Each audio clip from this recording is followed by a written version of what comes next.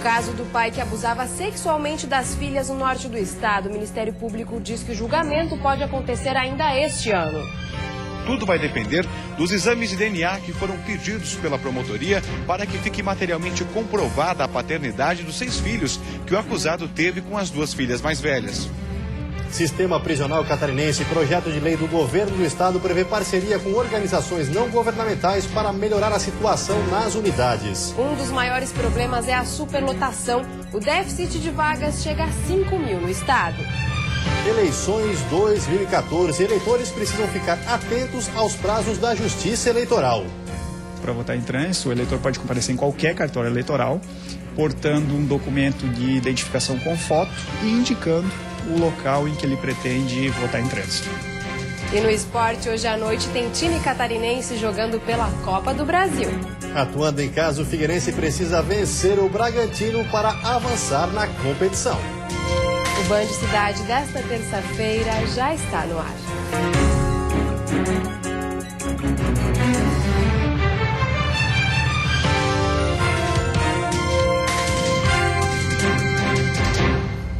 Olá, boa noite. Boa noite. O Ministério Público aceitou a denúncia do pai acusado de estuprar as 2 filhas no norte do estado. A denúncia já está com a Justiça da Comarca. Um novo capítulo no caso do estupro das 2 irmãs que moravam no interior de Rio Negrinho. O inquérito policial que indicia o pai delas por estupro de vulnerável e estupro comum foi aceito pelo Ministério Público. O promotor incluiu na denúncia mais 2 crimes, o de coação no curso do processo e o de tortura. Em outros anos e também no ano passado, esse pai, ele coagiu tanto a filha como a esposa a mentirem em investigações. Se ele não tivesse coagido, esses fatos teriam vindo à tona antes. E também entendi que ficou caracterizado o crime de tortura, nesse caso, tendo como vítima a mãe, uma vez que ela tinha que presenciar, sabia dessas situações e não podia fazer nada. Se for condenado por todos os crimes, a pena mínima que o pai das meninas pode receber é de 47 anos de prisão. A juíza já recebeu a denúncia e a primeira audiência de instrução deve ocorrer em até 90 dias. No caso, já que o processo corre em segredo de justiça. O Ministério Público acredita que o julgamento possa ocorrer ainda neste ano. Tudo vai depender dos exames de DNA que foram pedidos pela promotoria para que fique materialmente comprovada a paternidade dos 6 filhos que o acusado teve com as 2 filhas mais velhas. A gente não pode ficar dependendo da boa vontade deles. Amanhã depois podem mudar o depoimento. E além da necessidade dessa certeza, o exame de DNA também é um direito das crianças. Elas têm o direito a conhecer efetivamente quem é o pai delas. Por isso que eu também pedi, pensando nesse viés em favor das crianças. O acusado permanece preso preventivamente no presídio de Mafra. A esposa, os filhos e as vítimas já não estão mais na casa onde a família morava. E deve sair em 30 dias o laudo que vai apontar as causas do incêndio de grandes proporções em um supermercado de Joaçaba, no meio-oeste do estado. O trabalho dos bombeiros em um dos principais supermercados de Joaçaba, no meio-oeste do estado, teve fim somente durante a tarde. Foram mais de 15 horas de serviço, envolvendo bombeiros da cidade, com o apoio de bombeiros de Água Doce e Catanduvas. Segundo o Corpo de Bombeiros, esse foi um dos maiores incêndios já registrados em Joaçaba. Por ser por volta das 11 horas, fora de expediente de trabalho, ninguém estava no estabelecimento na hora em que as chamas se alastraram. De fato, o depósito ficava em meio a outras edificações e era totalmente cercada, o depósito era fechado com pouquíssimas janelas, o telhado também era bem fechado, então a fumaça e as chamas ficavam enclausuradas lá, que dificultava completamente a visibilidade, para achar o foco ali do fogo. O depósito deverá ser demolido, já que a estrutura ficou completamente comprometida. Toda a mercadoria armazenada ficou destruída. O próximo passo é calcular os prejuízos. Por sorte, segundo o proprietário do estabelecimento, a área de vendas não foi atingida. Nós temos ainda condições, aguardando a perícia e também as câmeras de segurança que nós vamos analisar. Mas, em princípio, tem poucas fontes de energia lá, né? São as luminárias que estavam desligadas no momento e tem um conjunto de freezer lá para guardar produtos perecíveis que são feitos para devolução. E também algumas luminárias de emergência que foram instaladas aí há não tanto tempo. São as únicas fontes que nós estamos nos baseando para que tenha originado esse transtorno todo aí. O Instituto Geral de Perícias já fez um levantamento sobre as possíveis causas do incêndio. Os bombeiros também vão realizar uma perícia no local. Os laudos devem ficar prontos em até 30 dias. A Polícia Civil investiga o assassinato de um taxista em Chapecó. Um adolescente com 17 anos e 30 passagens pela polícia foi apreendido. Jackson Maurício Costa, de 37 anos, foi morto com 5 tiros neste loteamento no bairro Boa Vista. No local, ainda é possível ver as marcas de sangue. O taxista trabalhava neste ponto no centro da cidade, quando foi chamado para fazer uma corrida. Os passageiros eram 2 homens. Ele chegou a pedir socorro pelo rádio e aí acabaram escutando os tiros. E daí que nós fomos procurar e tal, que alguns táxis têm rastreador no local onde ele estava, onde ele pediu socorro. Aí acabaram encontrando o taxista morto. A Polícia Militar fez buscas para localizar os suspeitos do homicídio. Então, cabe ressaltar que foram feitas as buscas necessárias, inclusive com o apoio do helicóptero, né, que também foi acionado para auxiliar nas buscas. E agora, então, a investigação cabe à Polícia Civil para tentar realmente mostrar o que aconteceu. O adolescente de 17 anos tem mais de 30 passagens pela polícia. Ele foi apreendido a cerca de 500 metros do local do crime. Ele é o principal suspeito de ter assassinado o taxista. Junto com o menor, os policiais encontraram uma pistola calibre 32. Em Chapecó existem 80 pontos de táxis e, de acordo com o presidente do Sindicato dos Taxistas, está cada vez mais difícil trabalhar com a insegurança, já que o número de crimes que envolvem motoristas de táxis aumentam todos os dias. E nós não temos essa segurança, não tem como ter uma segurança de nós sair para trabalhar e saber que a família sabe que um pai de família sai para trabalhar e pode chegar morto ali a poucas horas, sabendo uma notícia que foi assassinado um pai de família. E a seguir, má conservação da rodovia da Serra do Corvo Branco no sul do estado atrapalha o desenvolvimento da região. E ainda o estado quer compartilhar a gestão do sistema prisional de Santa Catarina. O projeto de lei já foi aprovado na Comissão de Constituição e Justiça.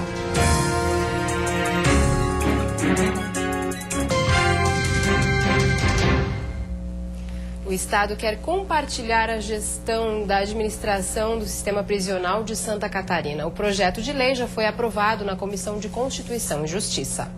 Mais de 70% dos detentos voltam a cometer crimes depois de soltos, de acordo com a estimativa da Secretaria de Justiça e Cidadania de Santa Catarina. Para melhorar as condições das unidades prisionais catarinenses e diminuir o índice de reincidência, a ideia do projeto de lei é dividir a gestão do sistema prisional com organizações não governamentais. O Estado continuaria comandando a segurança dos presídios.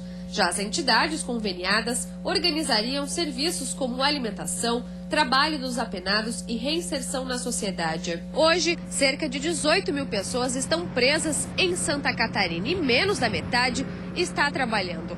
Cada detento custa ao Estado aproximadamente R$3 mil por mês. Para o secretário da Casa Civil, as despesas serão menores com a gestão compartilhada. O Estado continuará suportando os custos de manutenção, mas vai ter uma redução bem expressiva, porque as entidades não governamentais, as entidades sociais, além delas incorporarem trabalho voluntário, que significa, por aí já vê que tem redução de custo, ela tem, os seus encargos são inferiores aos praticados pelas empresas privadas. O projeto de lei já foi aprovado pela Comissão de Justiça da Assembleia Legislativa. Falta agora passar pelas comissões de Finanças e Tributação e Segurança para depois ir a plenário.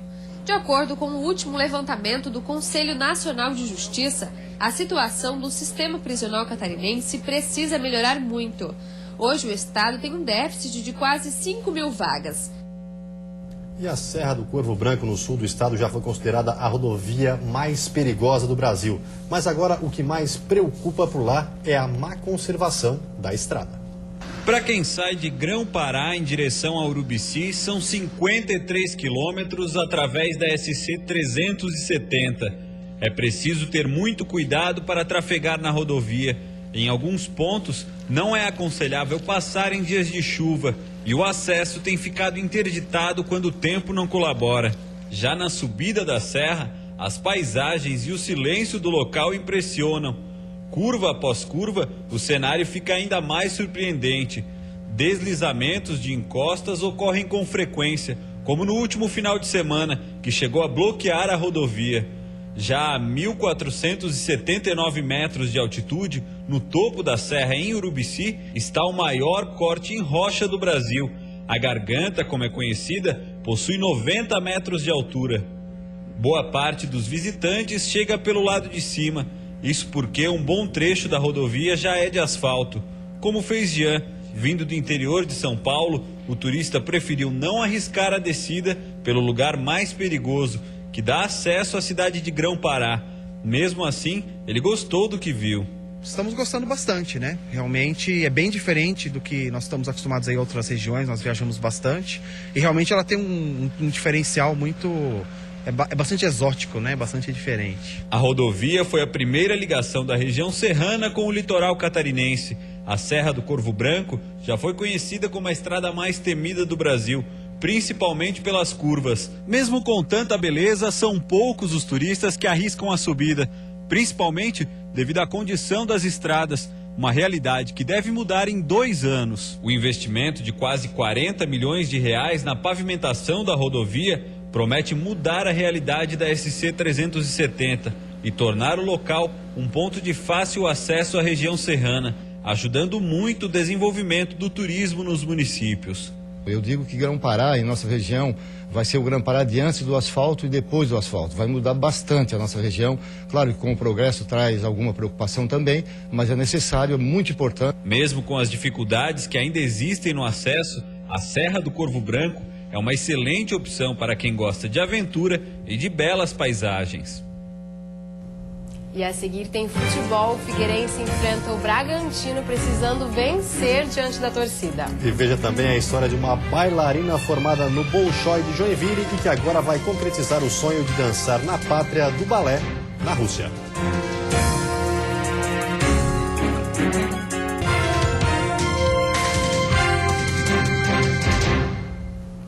Futebol, o Figueirense que não vem bem no Campeonato Brasileiro tem um desafio importante daqui a pouco, às 7h30 na Copa do Brasil. O time joga em casa contra o Bragantino. Uma vitória simples contra o Bragantino faz o time avançar e eleva a moral do Figueira dentro de casa. Porque olha, já são 104 dias sem vencer em casa. E a casa foi fechada por Guto Ferreira. O técnico fechou o último treino antes do jogo. Mas a mudança deve ser na zaga. Thiago Heleno, que foi expulso do Brasileiro contra o Grêmio, até poderia ir para a partida, porque é uma competição diferente. Mas ele do time se mantém. O que o torcedor quer é que, por ser Copa do Brasil, a atitude também seja diferente, para poder voltar a se sentir em casa quando o Furacão joga dentro do Orlando Scarpelli. Não podemos ser afoito, não podemos entrar num certo nervosismo do torcedor, que com certeza vai ter, mas nós temos que se controlar dentro de campo, né? E é difícil, mas tem que controlar isso dentro de campo e temos que fazer sim o fator dentro de casa. A gente tem que buscar o resultado, mas com inteligência, e temos que ter, acima de tudo, posse de bola, porque uma hora a gente encontra o espaço. Uma frente fria avança pelo estado, deixa a quarta-feira com chuva, principalmente do oeste ao litoral sul. A temperatura mínima fica em 11 graus na Serra e a máxima em 25 no Vale do Itajaí, litoral norte e sul do estado. No oeste e Grão de Florianópolis, as máximas ficam entre os 20 e os 21 graus. E mais de 2 milhões de brasileiros trabalham e vivem no exterior. E se você está de olho nessa oportunidade, fique atento. Imagine conhecer uma paisagem deslumbrante como esta e, de quebra, arrumar um bom emprego. O governo da Austrália divulgou uma lista com 192 carreiras para profissionais de outros países. São oportunidades para engenheiros, dentistas, médicos, enfermeiros, cozinheiros e até pedreiros. Eduardo é técnico em informática e está de olho numa oportunidade de morar e trabalhar no exterior. Experiência de vida, experiência de contato com outras culturas, mas principalmente em termos de carreira.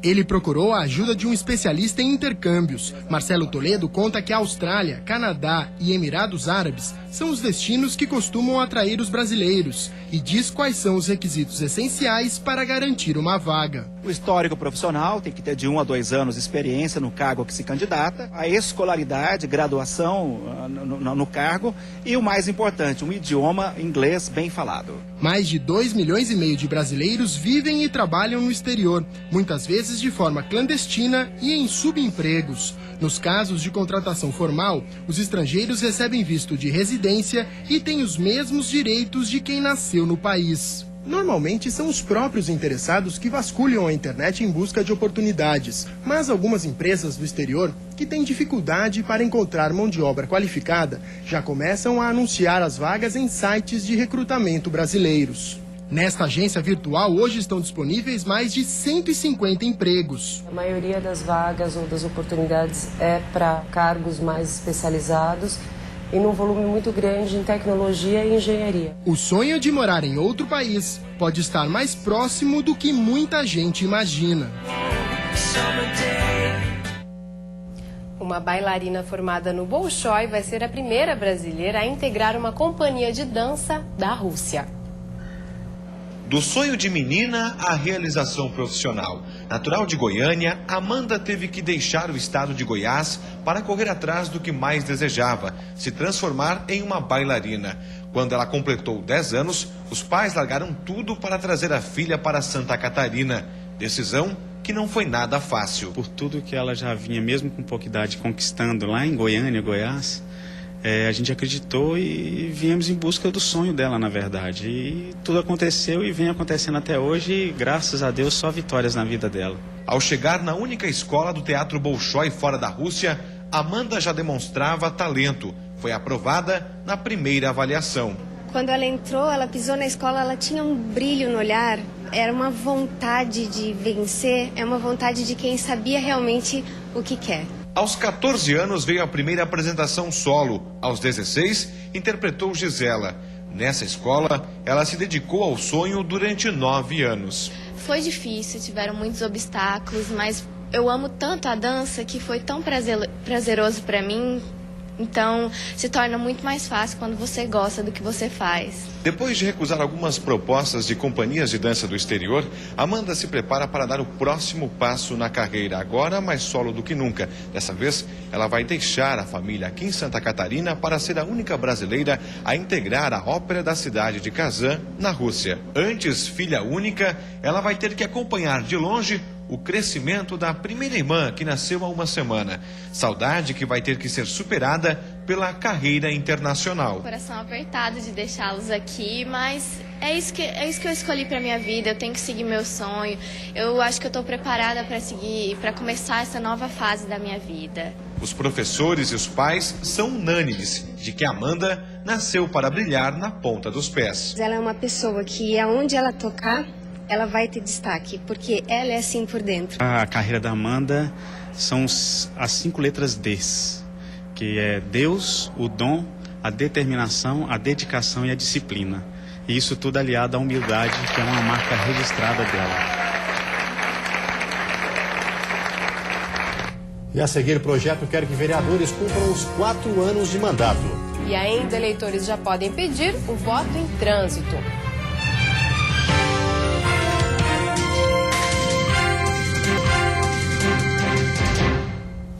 Projeto de lei quer que vereadores eleitos cumpram os 4 anos de mandato. O que os empresários de São José querem deveria ser comum. Que uma pessoa eleita para um cargo exerça ele durante todo o mandato. Parece simples, mas é raro isso acontecer. Normalmente ocorre uma inversão de papéis. O vereador, eleito para fiscalizar o executivo, abandona o legislativo e assume uma secretaria na prefeitura. O que nós pretendemos é uma coisa muito simples, que deveria ser de iniciativa de qualquer político nesse país. Que a gente tenha autonomia entre os poderes. E, no caso de São José, que os vereadores, ao assumir um cargo no Executivo, renunciem o seu cargo no Legislativo, fazendo com que o suplente entre com total independência e possa exercer plenamente o seu dever de vereança. A ideia da ENFRO e da CDL de São José ainda está na fase de anteprojeto. Para se tornar um projeto de lei e entrar em votação aqui na Câmara, eles precisam do apoio de pelo menos 5 dos 13 vereadores do município. Caso não consigam, há ainda a possibilidade de reunir assinaturas dos eleitores e entrar com um projeto de lei de iniciativa popular. Para o Observatório Social de São José, entidade que fiscaliza tanto a Prefeitura quanto a Câmara de Vereadores, o suplente que assume o cargo do vereador licenciado não tem autonomia para fiscalizar o Executivo. O suplente ele tem a sua atuação limitada porque ele não tem a estabilidade. A qualquer momento, o titular do cargo pode retornar se o suplente não se comportar como manda o Poder Executivo.